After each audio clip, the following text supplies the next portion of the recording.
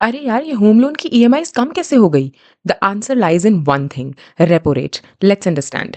RBI ने recently repo rate reduce किया है फ्रॉम 6.5% टू 6.25%। लेकिन रेपो रेट होता क्या है? जिस तरह हम बैंक से लोन लेते हैं, वैसे ही बैंक्स भी आरबीआई से पैसे बोरो करते हैं जब उन्हें फंड्स की ज़रूरत होती है। जिस इंटरेस्ट रेट पर आरबीआई कमर्शियल बैंक्स को लोन देता है, उस रेट को रेपो रेट बोलते हैं। एक कॉन्वर्सेशन सुनते हैं। बैंक मैनेजर: हे आरबीआई, मुझे 1000 करोड़ का लोन चाहिए होम लोन देने के लिए। मुझे कितना इंटरेस्ट पे करना होगा? आरबीआई: गुड न्यूज़, हमने रिसेंटली रेपो रेट 6.5% से 6.25% किया है। अब तुमको 62.5 करोड़ का इंटरेस्ट देना होगा, जो कि पहले 65 करोड़ होता। बैंक मैनेजर: अच्छा, अब मैं लोगों का होम लोन इंटरेस्ट रेट थोड़ा कम कर सकता हूँ।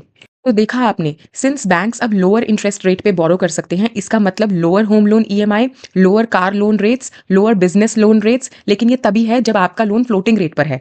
फिक्स्ड रेट लोन्स पर रेपो रेट कम होने की वजह से कोई इमीडिएट इंपैक्ट नहीं होगा।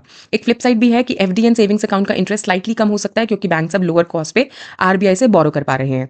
तो देखो, अगर आरबीआई रेपो रेट बढ़ाता है तो लोन ईएमआई बढ़ जाती है, वहीं अगर आरबीआई रेपो रेट रिड्यूस करता है तो लोन रेट गिर जाता है। आरबीआई रेपो रेट लेकिन चेंज करता क्यों है? अगर इन्फ्लेशन बढ़ रही होती है तो आरबीआई रेपो रेट बढ़ाता है ताकि लोगों को लोन महंगा मिले। इसलिए वो कम बोरो करेंगे एंड खर्चा भी कम करेंगे, जिससे कि मनी सप्लाई भी कम होगा एंड डिमांड भी कम, जिससे अल्टीमेटली इन्फ्लेशन कंट्रोल होगा।